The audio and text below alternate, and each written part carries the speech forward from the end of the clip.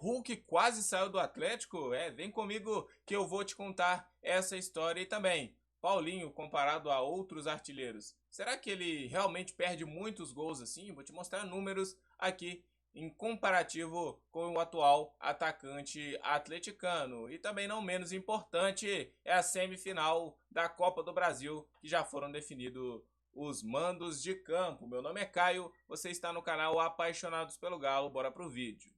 Antes de começar o vídeo, já peço encarecidamente o seu like, o seu joinha e o seu comentário, né? Também, se você ainda não é inscrito no nosso canal, dá uma chance para o nosso trabalho e se inscreve aqui no botão vermelho e ativa as notificações para você não perder as informações do Clube Atlético Mineiro, para você não perder nenhum dos nossos vídeos, beleza?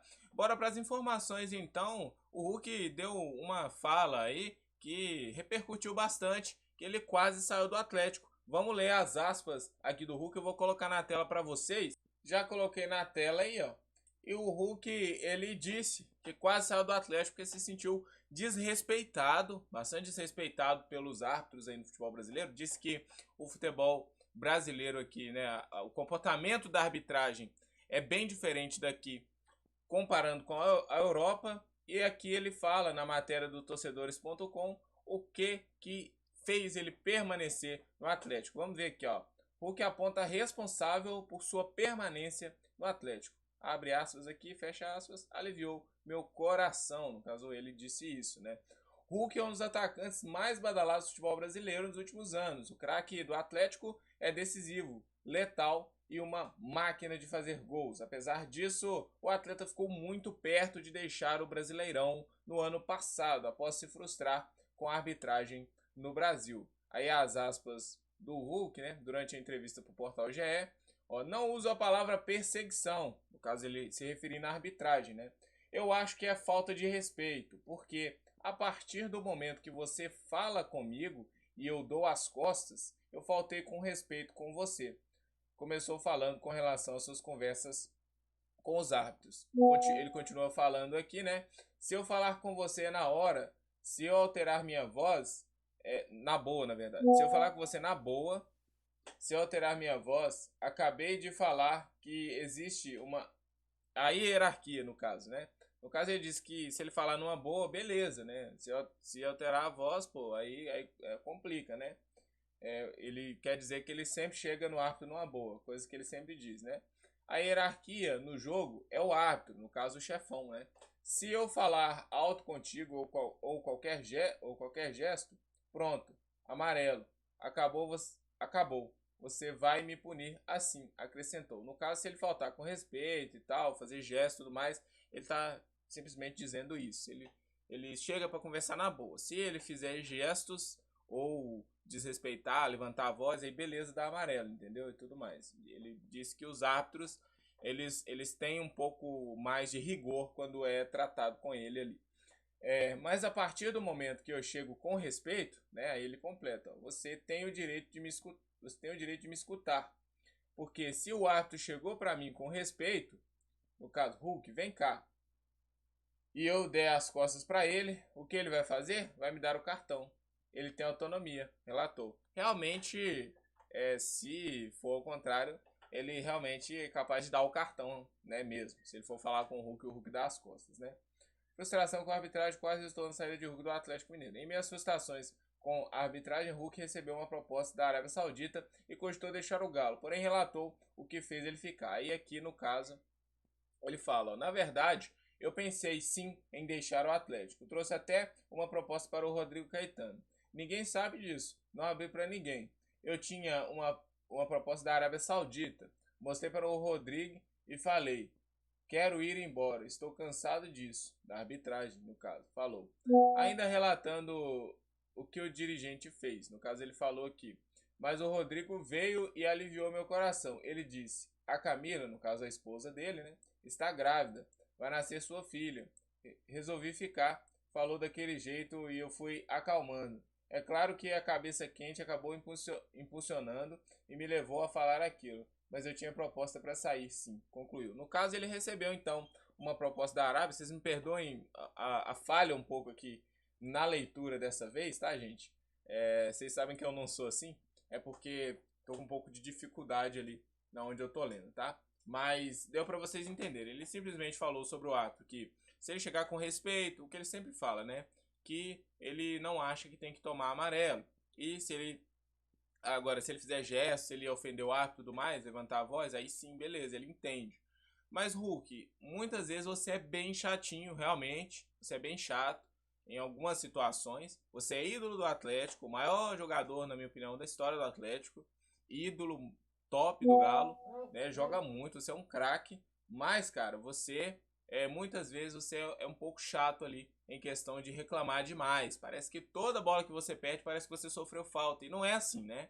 E aí você vai buzinando na cabeça da arbitragem, na orelha e tal. E aí o árbitro, ele acaba por te punindo. Muitas vezes é injusto, tá? Igual aquela expulsão contra o Palmeiras, tudo mais, a gente entende realmente, a gente tá com você quando é cometida uma injustiça, mas nem sempre a injustiça é cometida com você, viu, Hulk? Vamos ficar atento aí. E ele revelou que foi o Rodrigo Caetano que conversou com ele. Mais um grande trabalho do nosso ex-diretor de futebol, agora na seleção brasileira, para poder manter o Hulk aqui no Galo. E aí, gostou desse tema? Gostou dessa informação aí que o Hulk passou? Deixa o like e bora para a próxima notícia. Tá chegando mensagem a rodo aqui. No caso, eu disse lá na manchete que eu iria comparar aqui o Paulinho com outros atletas atleticanos, tá? Foi uma leve confusão, me perdoem, mas não é isso. No caso, a comparação aqui é o Paulinho com outros artilheiros do Brasil, beleza? Então vamos dar uma olhada aqui rapidamente na matéria, principais artilheiros do Brasil e tal. Tá aqui o Paulinho, ó. No caso, ele desperdiçou 10 grandes chances em 2024, cara, incluindo uma contra o Fluminense na última partida, né? Ele falou aqui sobre as chances desperdiçadas e tudo mais, ó. Quando a bola voltou para o Hulk, achei que estava fora de jogo e não esperava ela vir. Ele conseguiu dar a bola e tem um conflito de gritaria dos jogadores e não consegui olhar para trás e ver que o Fábio estava longe. Era para eu ter dominado, explicou o camisa 10 do atleticano. O jogador recebeu o apoio do técnico Gabriel Milito e tal, beleza. Fico triste pelo lance, mas tenho que levantar a cabeça porque sei que vão ter outros lances e eu vou converter para classificar o Galo, afirmou Paulinho. Paulinho contra outros artilheiros do Brasil. No caso aqui o Pedro, né, que tem a média aqui de 0,5 gols aí por partida, é o companheiro de ataque de Paulinho e Hulk, né? Todos eles têm essa média de 0,5 aí por partida, né? Mas o melhor de todos nesse quesito é o argentino Martín Lucero, do Fortaleza, que somou 15 gols em 28 jogos, perdendo apenas 5 grandes chances, ou seja, faz um gol a cada 0,33 chances perdidas. No caso, então, o Lucero tá aqui, né? Vamos ver aqui, ó, o Paulinho, no caso, 29 partidas, 12 gols, 10 grandes chances perdidas. O Hulk, 22 partidas, 8 gols e 4 grandes chances perdidas. O Pedro, 27 partidas, 16 gols, 8 chances perdidas. O Lucero, 28 partidas, 15 gols, 5 chances perdidas apenas. Repara que o Hulk tem a menor média de chances perdidas, né? O Hulk é um goleador mesmo. O cara é um monstro na frente do gol, né? O Verratti tem 23 partidas, 8 gols e 10 chances perdidas, tipo o Paulinho também. O Caleri, 28 partidas, 9 gols, 8 chances perdidas. O Flaco Lopes do Palmeiras tem 31 partidas, 10 gols e 9 chances perdidas. O Yuri Alberto, 26 jogos, 10 gols e 11 grandes chances perdidas. E o Júnior Santos do Botafogo, 23 jogos, 4 gols e 11 grandes chances perdidas. No caso aqui, a média dele está aqui ao lado, né? E realmente, se comparado ao Pedro e ao Hulk, né? O Paulinho, ele tem também uma média de grandes chances, muitas grandes chances perdidas, né? O Hulk é a menor média aqui, só que o Pedro também tem a média de 8 grandes chances perdidas. Então, muitas vezes, o Pedro também perde muitos gols. Só que, se você reparar aqui, ó, o Paulinho fez 29 gols, né? 29 partidas e o Pedro 27. O Paulinho fez 12 gols e o Pedro 16. Então o Pedro faz mais gols do que o Paulinho, até porque o Pedro ele é centroavante, o Paulinho não é, né? Então tem esse desbalanceamento aí em questão a favor, no caso do Pedro. O Lucero também é um grande goleador, grande fazedor de gol, tá fazendo bastante gol lá no Fortaleza e tudo mais. Enfim, Mas comparado com a média dos jogadores atuais aqui no Brasil, os atacantes, o Paulinho não tem uma média ruim, né?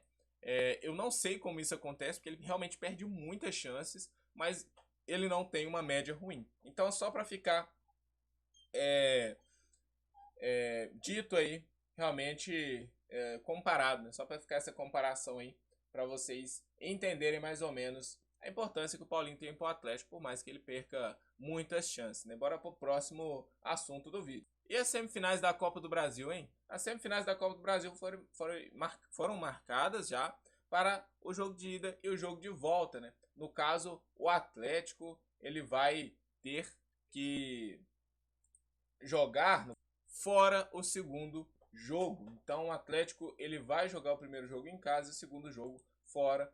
É um diferencial do que foi contra o São Paulo. Semifinais da Copa do Brasil, CBF define os mandos de campo, né? O sorteio foi realizado nesta sexta-feira 20 na sede da entidade. Os mandos de campo das semifinais da Copa do Brasil estão definidos. O sorteio foi realizado nesta sexta-feira 20 na sede da Confederação Brasileira de Futebol, CBF.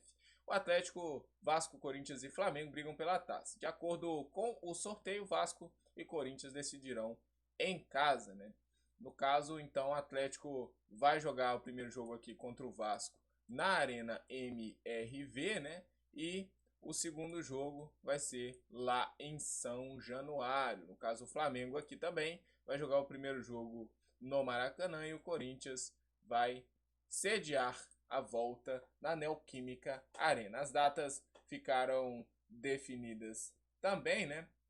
No caso, os duelos da semifinal da Copa do Brasil devem ser disputados entre os dias 2 de outubro, no caso a ida, e 17 de outubro a volta, com intervalo ali de uma semana mais ou menos entre as partidas, né?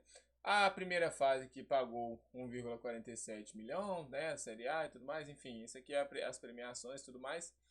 O vice-campeão, no caso que por passar para a semifinal, o Galo já embolsou 9 milhões 450 mil, no caso só nesse último jogo contra o São Paulo por ter passado, né? E o vice-campeão, no caso, os dois que passarem para a final vão ter essas premiações. O campeão vai ter 73 milhões e 500 mil e o vice-campeão 31 milhões e 500 mil. Então já é uma grana bem interessante, é importante pelo menos o Atlético passar do Vasco da Gama. O Atlético vai vencer, a Copa do Brasil, eu tô bem confiante. Mas e você, o que acha disso tudo? Se gostou do vídeo, cara, deixa o like aí, compartilha com mais atleticanos. Eu tô indo nessa, um forte abraço, cuidem-se, fiquem com Deus, aqui é Galo. Tchau!